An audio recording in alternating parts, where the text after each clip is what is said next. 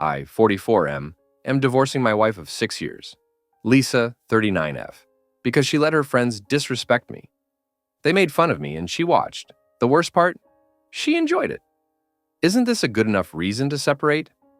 Apparently, everyone around me has been on my back, calling me crazy and impulsive for taking it so far over a silly reason.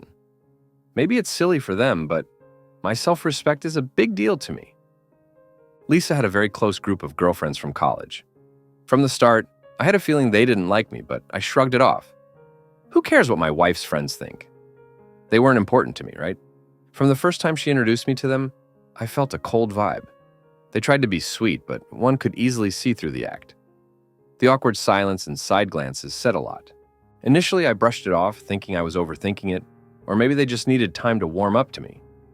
But there were subtle hints that screamed, I was unwanted.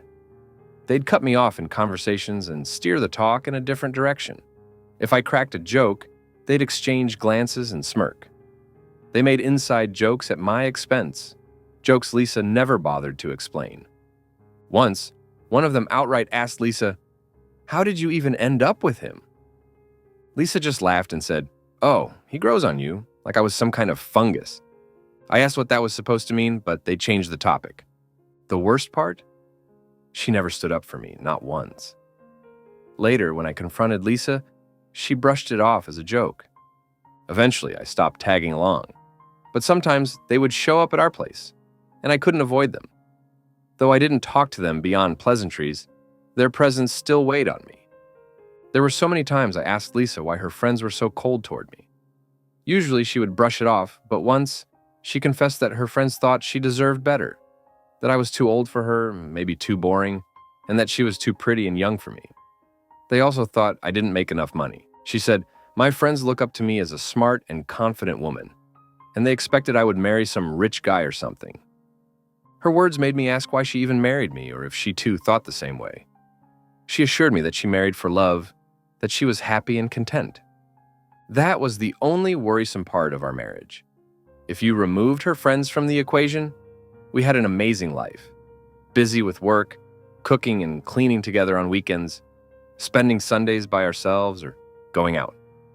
We didn't have any major fights, apart from the ones that popped up because of her friends. It felt like she became a different person in front of them. Usually she was kind and considerate, but with them, she became feisty and savage. All her friends were like that. Maybe she was just trying to fit in. The breaking point. About 5 months ago, Lisa's laptop crashed, so she used mine for a while. She logged into WhatsApp on my computer but forgot to log out. A few days later, I opened the app and realized it was her account. I was about to close it when messages started syncing. Hundreds of them. And there's no way to stop the sync. I intended to log out, but then I saw my name pop up multiple times in their group chat. Curiosity got the best of me, and I opened the chat. It was worse than I ever imagined. She wasn't just tolerating their trash talk, she was enjoying it. One of her friends, Millie, is the meanest of them all. She married a rich tech guy a year ago and brags nonstop about the money, holidays, and gifts. The guy's handsome too. She often sent pictures of them in the group chat, then tagged Lisa and asked, "What did he get you for your birthday?" Or, "Where's he taking you for the holidays?" It was hurtful, but Lisa's responses, they were more shattering. One of her friends said, "I swear, sometimes I wonder what you were even thinking when you decided to marry him." Lisa responded, "I wonder that too, huh?" Then someone said, "He's so boring. He doesn't even buy you flowers."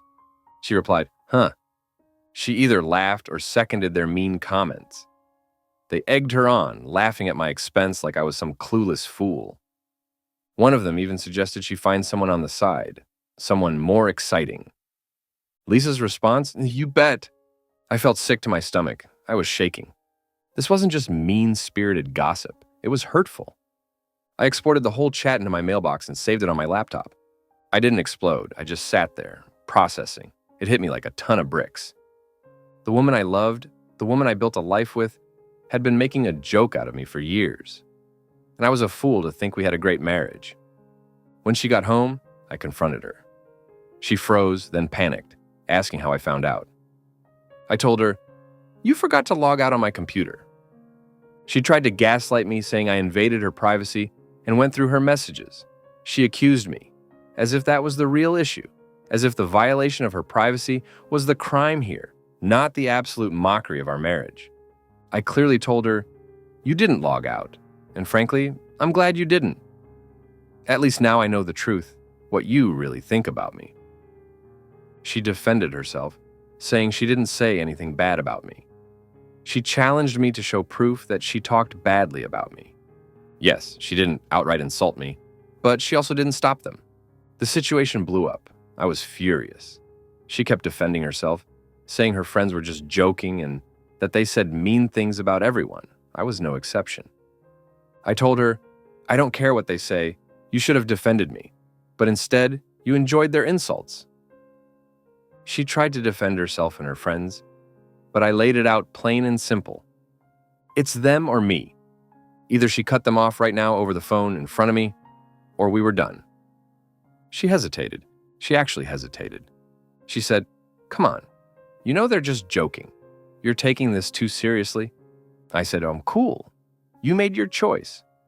Now I'll make mine. I'm ending it." She freaked out. "You're really going to break up over some texts? Over such stupid reasons?" It's not about texts or petty reasons. It's about self-respect. As my wife, it's your duty to protect my honor, and you failed. Even then, I was giving her a chance. All she had to do was cut them off. What's the use of such cruel people in life? People who only put you down and make you feel small. She didn't understand. She apologized on their behalf and promised to keep them in check next time. I said, "It's not helping. I don't need a sorry. I want you to cut them off right now." After multiple rounds of fighting and yelling, she finally said firmly that she could not cut off her friends. "They were in my life before you," she said, "and I can't lose them over you." I grabbed my jacket and said, "Oh, cool. Then I can't live with you. End of discussion." She tried to stop me, but I stormed out. Now, we're in the separation period before the divorce. 6 months of waiting, and it's killing me. We've split the assets 50-50 and put the house up for sale. Luckily, we don't have kids, so there's no custody battle. But even without that, things are messy. And on top of everything, everyone around me is calling me impulsive and too sensitive. They're belittling my feelings, saying I've blown it out of proportion and that this could have been solved with couples therapy. Update 1. The divorce is almost finalized. The waiting period was traumatic, though. She put up a face that it was my loss and that she was living her best life. Yet, she subtly tried to manipulate me using my parents and friends. You see, I'm a low-key guy. I don't make my life public. I didn't go around telling everyone I was divorcing. She did. She deliberately slipped out this information to my parents and friends and fed them a twisted version of the truth. She painted me as a paranoid husband who had spied on her, found some harmless jokes between her friends, and blown it out of proportion. My dad even came down to meet me and tried to knock some sense into me. He sat me down and explained that women often rely on their close-knit group of friends as a safety net, a place to vent, and that I shouldn't be insecure about it. He said I was acting impulsively and throwing away a marriage over what he assumed was just meaningless gossip. I let him speak his piece, and then, without a word, I pulled up my laptop and showed him the messages. The moment he started reading, his expression changed. He was utterly speechless. He saw firsthand that it wasn't just lighthearted teasing, but outright mockery, pure, unfiltered insults. Lisa was not just allowing it, but actively encouraging it. After a long pause, he sighed and said, "I get it now." He didn't apologize outright, but the way he patted my shoulder and simply said, "Do what you have to do, son," made me realize that my silence on the topic was making me the bad guy. Now I understood why everyone called me impulsive. When she told everyone about our divorce, my parents and some close friends tried to talk to me, but I didn't indulge. Hence, most of them believed her version of the story, naturally. Anyway, I managed to sell the house at a great price. We divided the assets evenly. To my surprise, she didn't fight me on this. Her pride wouldn't allow it. I was more than happy with her approach because I just wanted everything over with as soon as possible. She moved in with one of her friends and wasted no time putting up an act of a carefree, exciting life on social media. Her posts were flooded with pictures and videos of her partying, traveling, and living her best life. I knew exactly what she was doing. She wanted me to see it, to feel like I had lost something irreplaceable. She wanted to make me feel jealous. But instead, I moved on. I redirected my energy into rebuilding myself. I hit the gym and lost weight, finally prioritizing my health. I also started a side business that I had been meaning to launch for years. With no toxic influences holding me back, I'm more focused and productive than ever. I spend my day at work, sweat at the gym, and come back home to work on my business. It's so fulfilling. She couldn't bear to see that I was doing so well without her. She started poking her nose back into my life. Actually, Lisa and I had been in the middle of an IVF process before everything fell apart.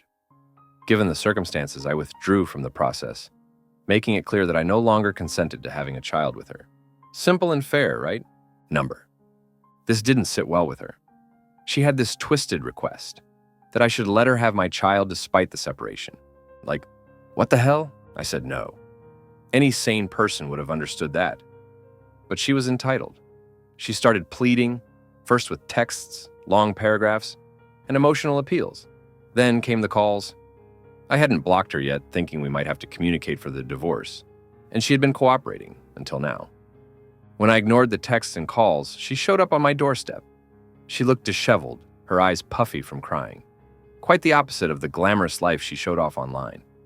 She pleaded, "Please, this is all I've ever wanted. I don't even need you to be involved.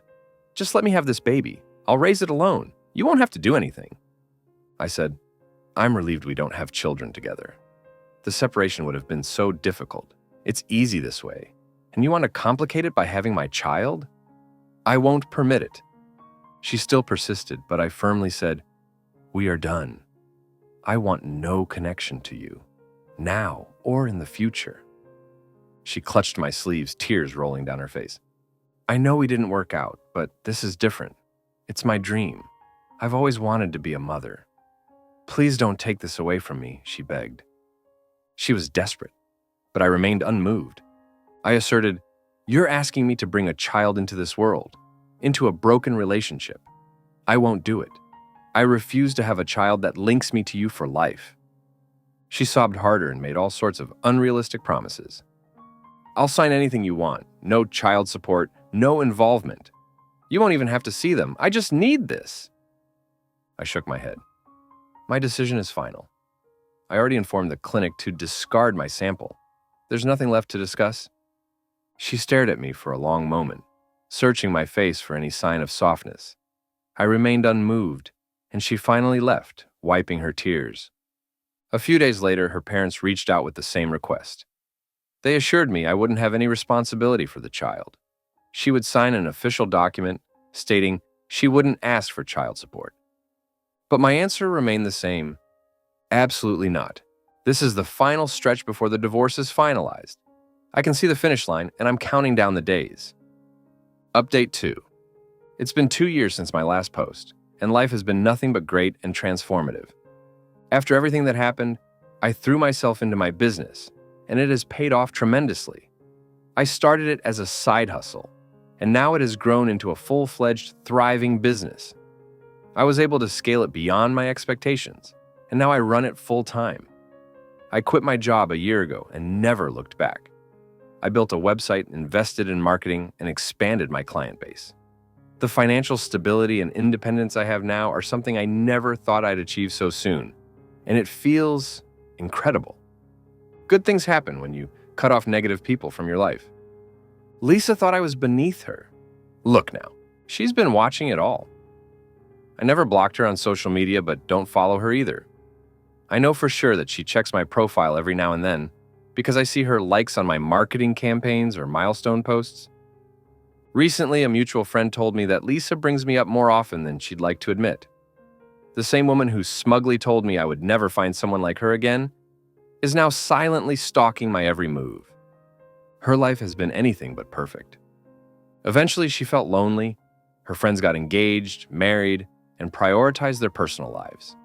The friend she moved in with after the divorce also got engaged and asked Lisa to move out. She chose them over me, and in the end, got left behind. The best part? The mutual friend let it slip to Lisa that I'm dating someone. And not just anyone, an incredible woman. Lisa showed up at my workplace looking different, desperate, regretful. She started with, "I'm sorry." For the first time, she admitted her mistake. She spilled everything. She confessed she never meant what she said in those chats. She just played along to fit in. I just smirked. You cared about them, their opinions, not about my feelings. You made your choice, and I made mine. She meekly asked, "Now that I've cut off all my friends, do we have a chance?" I laughed. You didn't cut them off. They sidelined you. And now when you have no one, you come to me? As if I'm the last choice? She lost everything, a happy married life, a chance to be a mother. But I felt nothing. No bitterness, no anger, just peace. I told her goodbye, and I meant it. She bet I would come crawling back. Look who's crawling now.